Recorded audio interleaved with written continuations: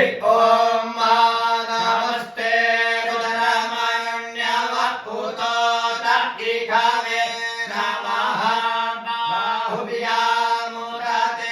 नमः जाते रुद्रशिवा तनोरघोर पापकाशिनी तया नस्तन्वा कान्तमया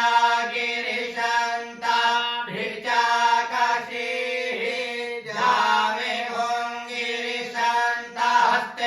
बिभत्स्तावे शिवाङ्गिर्जरतां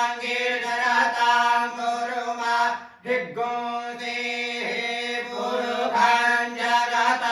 शिवेन पचसात्वा गिरिसाक्षात्पदामसि यथा नः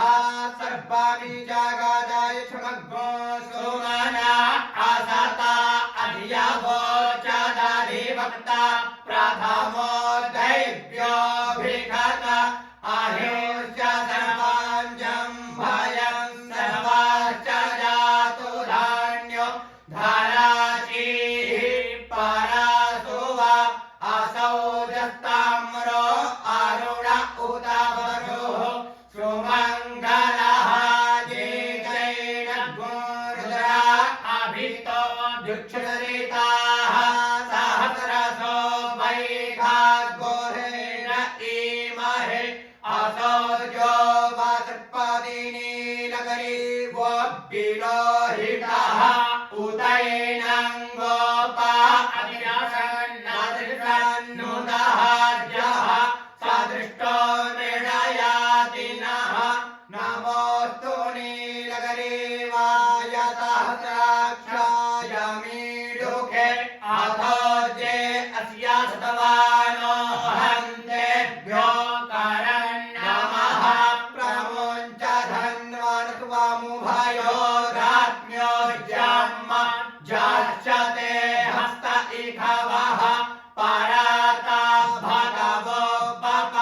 विजयन्धनोः कपर्दिनो विशल्यो बाणवा उदा अनेसन्नस्यज इखव आभूर्य निखङ्गधिः जाते हेतिर्मे दुष्टमहत्ते बभूवते धनुः तयास्मान् दृष्ट्वा परिभुज परिते धन्वनो हेतिरस्मान् प्रीणत्तो विषवतः अथो जटिभोधृष्टवारे अस्मन्निधे हितम् अवतृतीयधन्वगो सहस्राक्षसते भुरे निषीर्जतल्यानामुखा शिवो नः सुमना भव नमस्त आयुधाय नातताय धृष्णवे उभाभ्यामुदते नमो बाहुभ्यां तव धन्वने मानो महन्तमुतमानो अर्भकं मान उक्षन्तमुतमान उक्षितं मानोपधिः पितरं मोतमातरं मानः प्रियास्तन्वो रुद्ररीरिखः मानस्तोके तनये मान आयुधिमानो गोकुमानो अथमे कुरीरिखः मानो वीरान् रुद्रभामिनो बधिर्हनुमन्तः